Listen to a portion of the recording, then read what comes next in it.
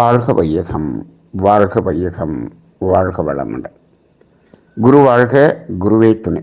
குருவின் மலரடி போற்றி. சிந்தனையை, உடல் நலத்தை சீரமைத்து உய்வித்த குருவே வாழ்க. தியானமே யோகம், யோகமே ஞானம். தமிழ் ஆனந்த யோகம். வாழ்க வளமுடன். இன்றைய சிந்தனை தலைப்பு மனம் விரிதலும் சுருங்குதலும். மனம் என்பது என்ன?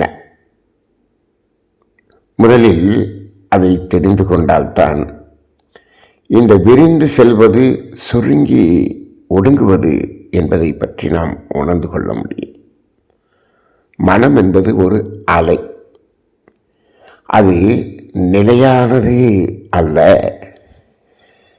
அதாவது உயிரினுடைய படற்கை நிலையே மனம் என்று மகரிஷியினுடைய தத்துவங்கள் மூலமாக நாம் உணர்ந்திருக்கிறோம். சரி, உயிர் என்பது என்ன என்றால் பஞ்சபூதங்களிலே முதல் பூதமாக அந்த பின் எனும் சுழல் அலைதான் உயிராக இருக்கிறது என்பதை நாம் அறிவோம். சரி, அந்த சுழல் அலை என்பது நிலையானதா என்று சொன்னால் அது ஓரளவுக்கு தற்காலிகமாக நிலையானது போல் இயங்கிக் கொண்டிருக்கக்கூடிய ஒரு இயக்கம். ஆனால் அதுவுமே நிலையானது அல்ல. ஏதாவது ஒரு காலத்தில் அந்த சுழல் இயக்கம் நின்றுவிட்டால் அது இயக்கமற்ற வழியாக மாறிவிடும். அப்ப நிலையானது என்பது எது என்று சொன்னால் அசையாத சுத்த வெளி. சரி, அப்ப அதில் சுழல்கின்ற இயக்கம் என்பது உயிராக இருக்கிறது. இப்போ மனம் என்ற அலை என்ன என்று சொன்னால் அந்த சுழல் அலையிலிருந்து அது சுழன்று கொண்டு இருப்பதால் அதிலிருந்து வெளிப்படக்கூடிய விரிவு அலை என்பதுதான் காந்தம் என்று சொல்லுகிறோம். அந்த விரிவு அலை வெளியிலே, இந்த பிரபஞ்சத்திலே வெளிப்படும் பொழுது அது சுற்றவெளியோடு கரைந்து வான்காந்தமாக மாறுகிறது. அது உடலுக்குள்ளாக உயிராக இருக்கும்பொழுது அந்த விரிவு அலை சுற்றவெளியோடு கலந்து ஜீவகாந்தமாக மாறுகிறது.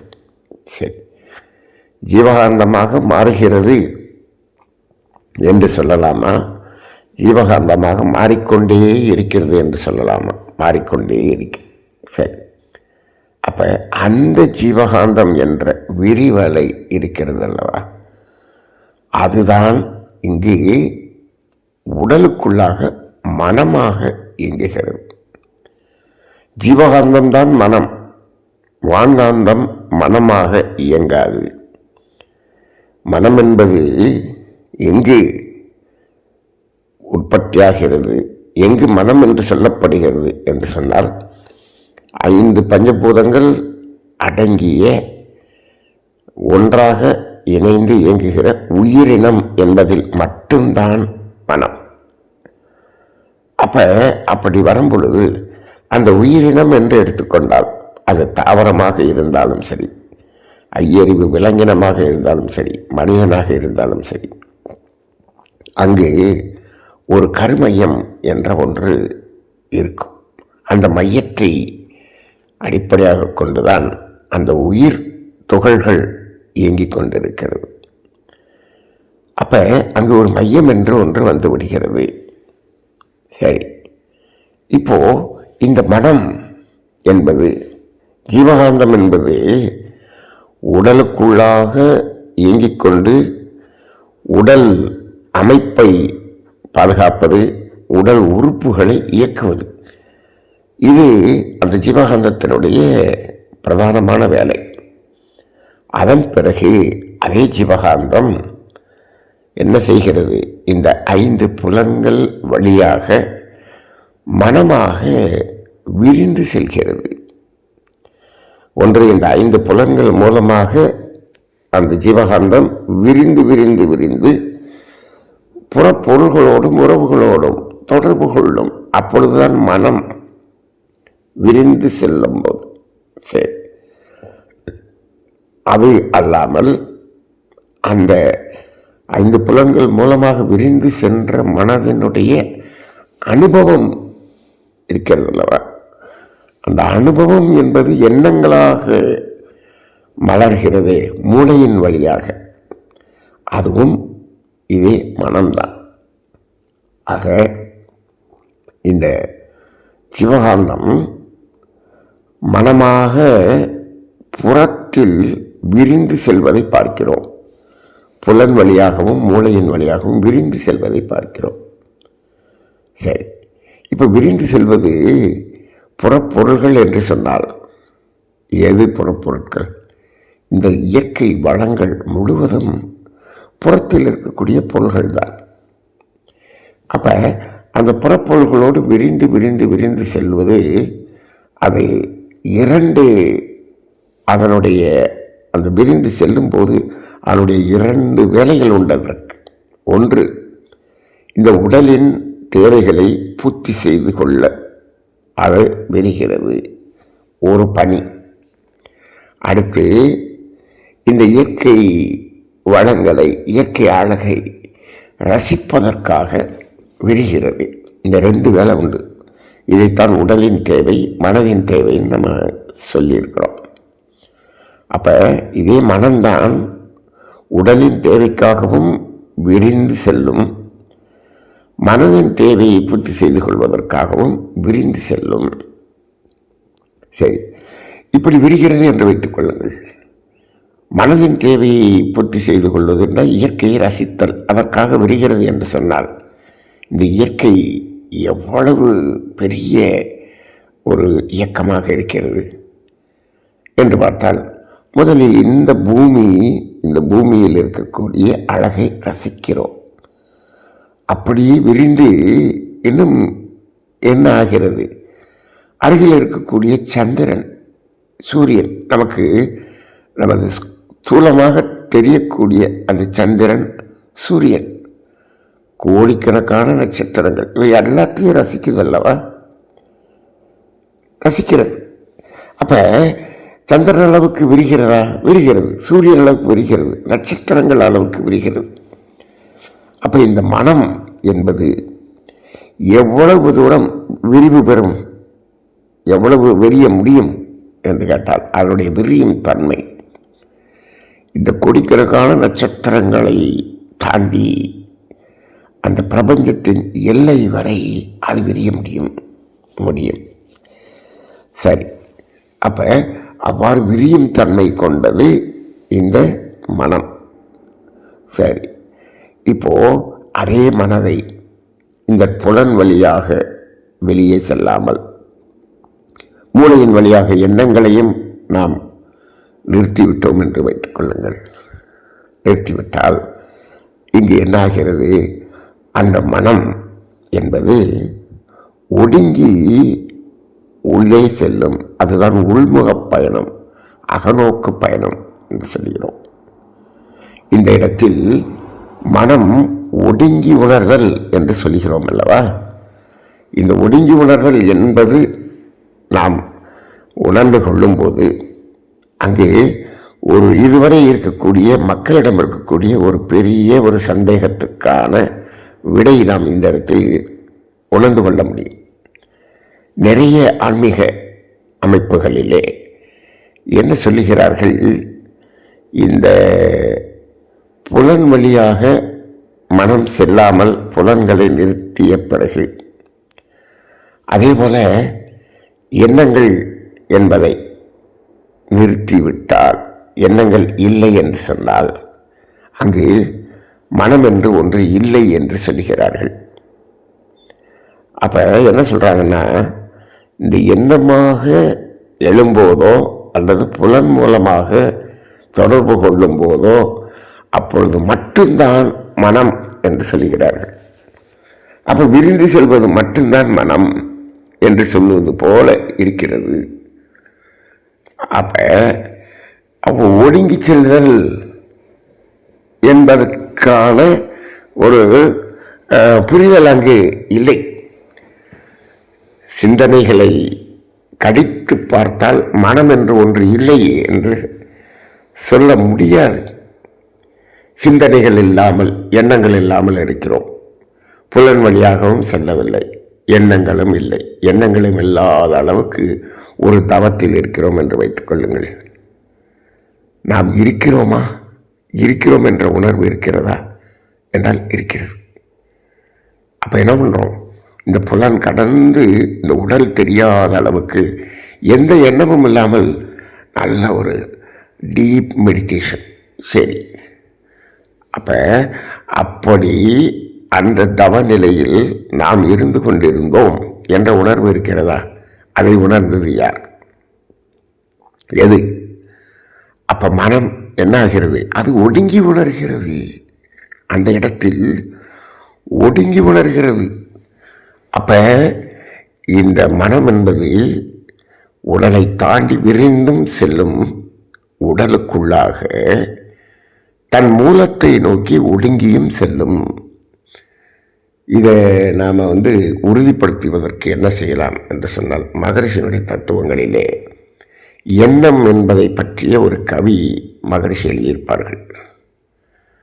அதில் ஒரு இடம் என்ன வரும் என்று சொன்னால், எண்ணம் எழுமிடமோ ஒரு புள்ளி, அது விரிந்து ஒடுங்குகிற இடமோ அகண்டாகாரம் அப்படிம்பார். அப்போ இந்த எண்ணம் என்பது ஒரு புள்ளி அளவிலும் ஒடுங்கும், இந்த பிரபஞ்சம் அளவுக்கும் விரியும் அப்படின்னு சொல்வார். அந்த ஒரு புள்ளி என்று சொல்கிறாரே, அந்த புள்ளி எது அப்படின்னு பார்த்தோம்னா, அதுதான் நமக்குள்ளாக ஒடுங்கி ஒடுங்கி ஒடுங்கி எங்கே போக முடியும்? மையம், மூலாதாரம். அதானே மையம், மூலாதாரம். அப்போ இன்னும் ஒடுங்கினோம்னா மூலாதாரத்தின் மையம். மூலாதாரத்தின் மையத்தில் என்ன இருக்கும் அப்படின்னு கேட்டிங்கன்னா, உடல் முழுவதும் கோடிக்கணக்கான உயிர்த்துகள் ஓடிக்கொண்டிருக்கிறது அல்லவா? அதில் மையத்தில் சுழல்கிற அந்த ஒரு உயிர், ஒரே ஒரு உயிர் துகள் இருக்கிறதே, அதுதான் மூலாதாரத்தின் மையம். சரி, அது ஒரே ஒரு உயிர் துகள், அது ஒரு சுழல் அலை. சரி, இன்னும் ஒடுங்கினா அந்த சுழல் அலையின் மையம் அது எது? அங்கு அசைவற்ற சுத்த வெளியாகிய அறிவாகிய தெய்வம். அப்போ என்னாகுது? அது நம்ம சாதாரணமாக மூலாதாரம் என்ற தவம் செய்வது அப்படின்னு சொன்னோம்னா, அது மூலாதாரங்கிற மையத்தில் அங்கே ஆயிரக்கணக்கான உயிர்த்துகள்களின் இயக்கத்தை நம்ம உணரும்போது அது சாந்தி தவம், அது மூலாதார தவம். சரி, அந்த மூலாதாரத்துக்கு உள்ளாக ஒடுங்கி அங்கு கருமையம் என்று ஒடுங்கி, அந்த கருமையம் என்பதில் இருக்கக்கூடிய ஒரு உயிர்த்துகளில் ஒடுங்கி அந்த ஒரே ஒரு உயிர்த்துகளின் மையத்துக்குள்ளாக ஒடுங்கணும் அப்படின்னு சொன்னோம்னா அங்கு சுத்த வெளியாகிய தெய்வம். சரி, அப்போ இந்த அறிவாகிய தெய்வம் என்பது ஒவ்வொரு அணுவுக்குள்ளாகவும் இருக்கிறது என்பதை நாம் உணர்வோம்.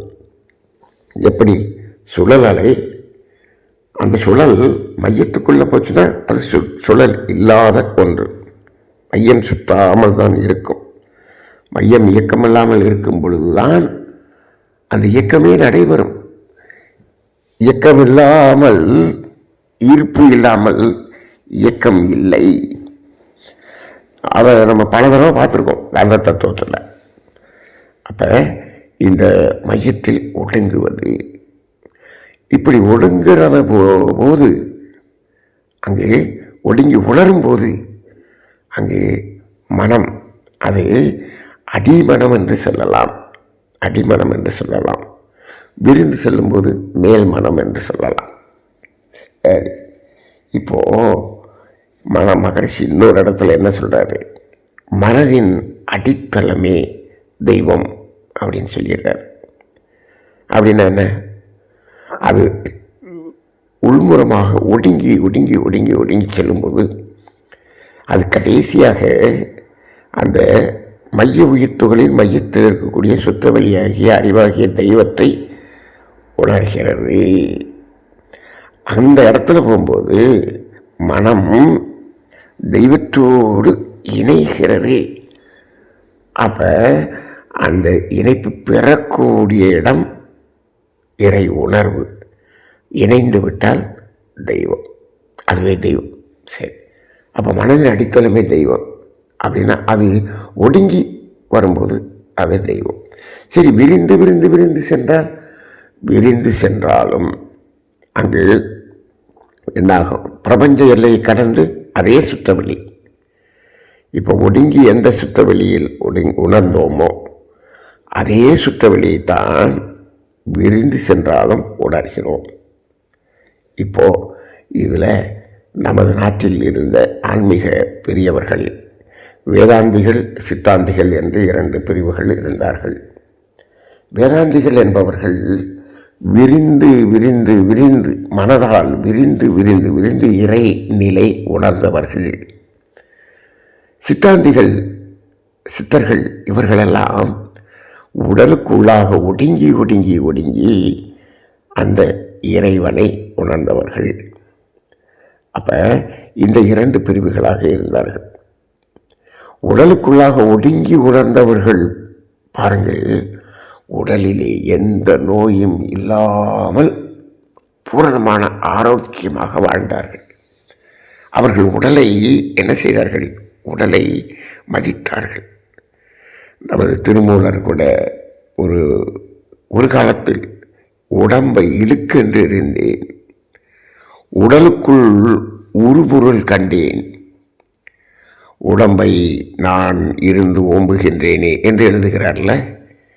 எப்போ அந்த மையத்துக்குள் ஒடுங்கி போகும்போது அங்கே அறிவாகிய தெய்வமாகிய சுத்தவெளியை உணர்ந்ததனால் இந்த உடலை கோவிலாக மதித்து உடம்பை நான் இருந்து ஓம்புகின்றேனே என்று எழுதுகிறார். அது சித்தர்கள் பாரம்பரியம். அப்போ என்ன பண்ணாங்க? அவங்க உடல் ஆரோக்கியம் பூரணமாக வைத்திருந்தார்கள். அவர் விரிந்து விரிந்து விரிந்து சென்றார்களே, அவர்கள் இந்த உடலை அலட்சியப்படுத்தினார்கள். என்ன செஞ்சாங்க? இந்த உடல் இந்த இறை உணர்வு பெறுவதற்கும் உடலுக்கும் சம்பந்தம் இல்லை என்று விட்டாங்க. என்ன பண்ணிட்டாங்க? உடலில் எது நடந்தாலும் அதை அவர்கள் கண்டுகொள்வதில்லை. இவர்கள் விரிந்து விரிந்து விரிந்து இறை உணர்வு பெறுவது அப்படிங்கிறதுலேயே இருந்தாங்க. அப்படி இருந்தவர்களுக்கெல்லாம் பாருங்கள், உடல் ரீதியாக பல நோய்களுக்கு அவர்கள் ஆட்பட்டு அதில் அவங்க கொஞ்சம் அந்த துன்ப உணர்வை அந்த உடல் ரீதியான நோய் என்பது அவர்களுக்கு இருந்திருக்கும். ஆனால் இவர்கள் மனதை அந்த உடலில் செலுத்தாமல் அதிலிருந்து விலகி விரிந்து நின்றதால் அது துன்பமாக அவர்களுக்கு உணர்வாகாது. நிறைய பேர் அதான் கேள்வி கேட்பாங்க. அவர் ரமணர், ராமகிருஷ்ணர் இவங்களுக்கெல்லாம் இவ்வளவு பெரிய நோய் வந்ததே என்று சொல்லுவார்கள். அந்த நோய் இருந்தாலும் அந்த நோய் என்பது அந்த மனதின் உணர்வுக்கு துன்ப உணர்வாக அவர்கள் இல்லாமல் பார்த்துக்கொள்வார்கள். ஆனால் உடலில் நோய் இருக்கும். ஆனால் சித்தர்கள் அந்த உடலையும் எப்படி பாதுகாத்தார்கள்? ஆரோக்கியமாக பாதுகாத்தார்கள். அதனால் ஒடுங்கி உணரும் நிலை.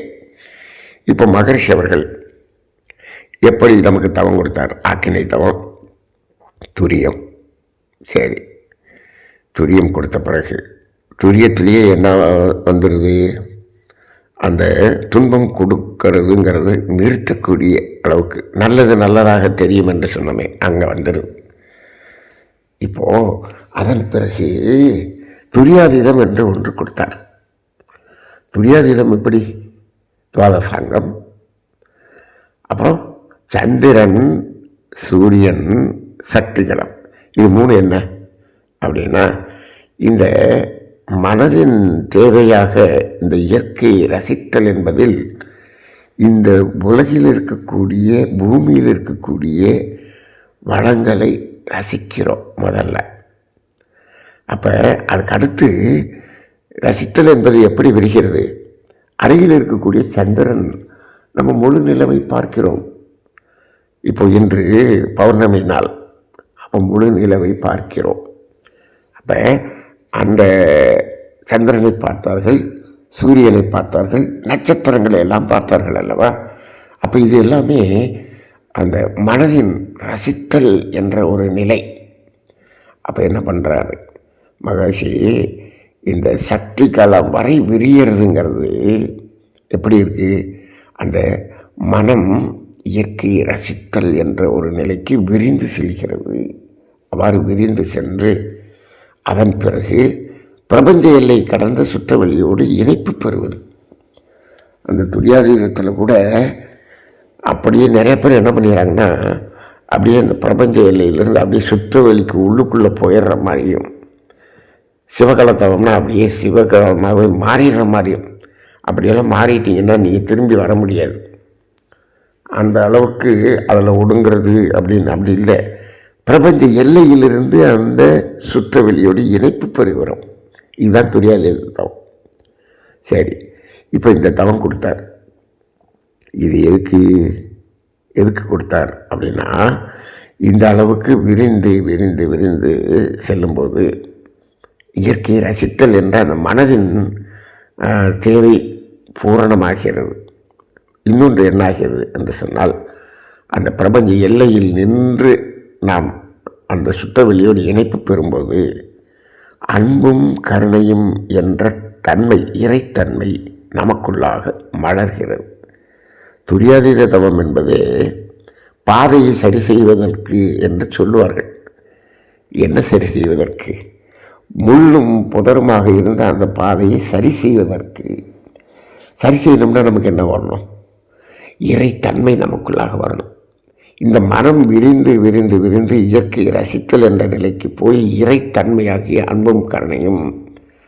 அன்பும் கருணையும் என்பது என்ன? அதுதான் இரண்டொழுக்க பண்பாடு. அப்போ அந்த அன்பும் கருணையுமாக நமது செயல் மாற்றம் ஏற்படுவதற்காகத்தான் இந்த துரியாதீத தவம். அப்போ அங்கு சென்று அந்த இறை நிலை சிவகலம் என்பதை உணர்ந்து அந்த தன்மையை நாம் அடைந்து நமக்குள்ளாக செயல் மாற்றம் ஏற்பட அந்த துரியாதீத தவம் செய்ய சொன்னார். செய்து செய்து செய்து பழக பழக பழக என்னாகும்? அன்பு, யாருக்கும் துன்பம் கொடுக்க மாட்டோம், கர்ம வினை கூடுவதை நிறுத்தி விடுகிறோம். கருணை, துன்பப்படும் உயிர்களுக்கு நம்மளான உதவிகளை செய்து புண்ணியம் என்ற ஒன்றை செய்து செய்து செய்து அந்த கர்ம வினை தூய்மை செய்கிறோம். துரியாதீத தவம் எதற்கு என்று சொன்னால், செயல் மாற்றம் வந்து இந்த சங்கீத கர்ம வினையை கழிப்பதற்குத்தான். அவ்வளோதான்.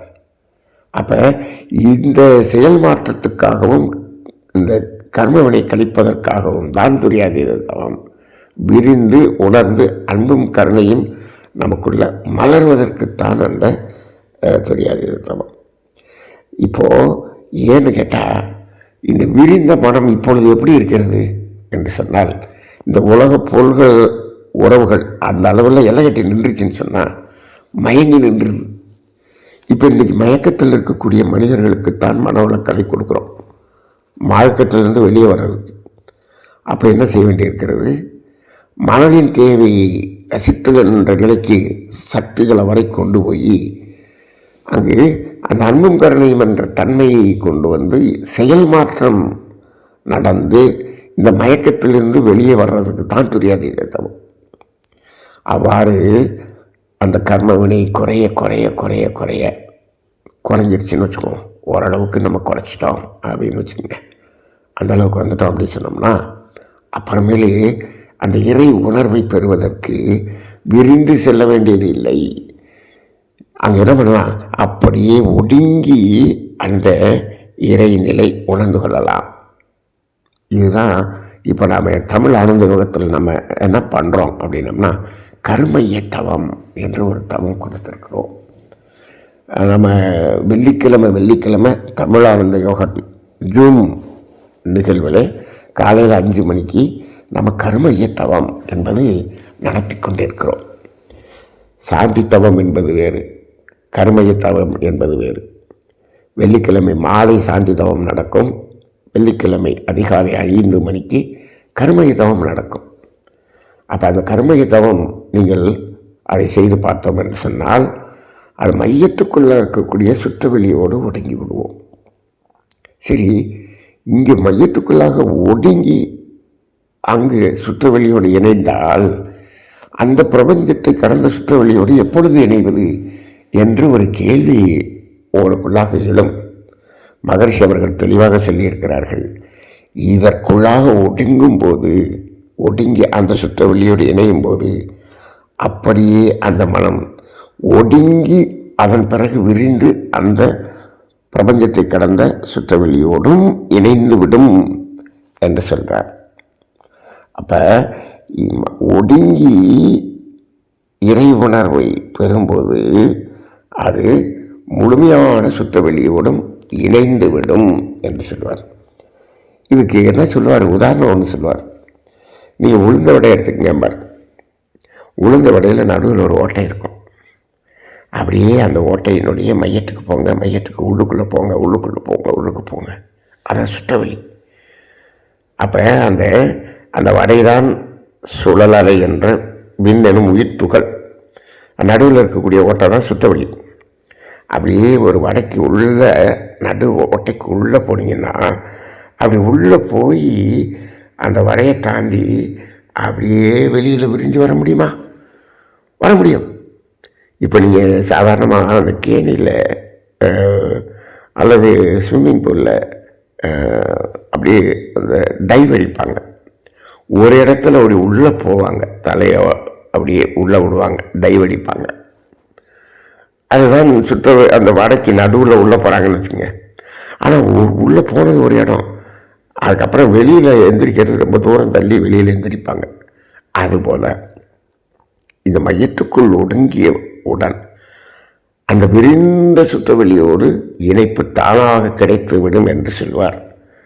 இப்போது ஒடுங்கி இறை உணர்வு பெறுவது எப்படி சுலபமா, விரிந்து உணர்வது சுலபமா என்று கேட்டால், விரிந்து உணர்வதில் யாரெல்லாம் இந்த பொருள் மயக்கத்திலிருந்து விடுதலை பெற்று உடலின் தேவையை நிறைவு செய்தவுடன் மனதின் தேவை என்ற ரசித்தல் என்ற நிலையை முழுமையாக உண்மையான ரசித்தலில் நிற்கிறார்களோ, ரசித்தல் என்பதில் அடைதல் என்பது வரக்கூடாது, அந்த அளவுக்கு மனம் பக்குவப்பட்டு ரசித்தல் என்பதில் நிற்கக்கூடியவர்களால் மட்டுமே விரிந்து விரிந்து அந்த சுற்றவெளியை உணர முடியும். அப்படி இல்லை என்று சொன்னால் ஒடுங்கி உணரும்போது இந்த மயக்கம் ஏற்படுவதற்கான வாய்ப்பு இல்லை. ஆக நமது சித்தர்கள் ஒடுங்கி உணர்வதைத்தான் இறை உணர்வு பெறுவதற்கு சுலபமாக அவர்கள் நமக்கு கொடுத்திருக்கிறார்கள். மகரிஷி அவர்கள் கூட அவர் சித்தர் பாரம்பரியத்தில் வந்தவர்தான்.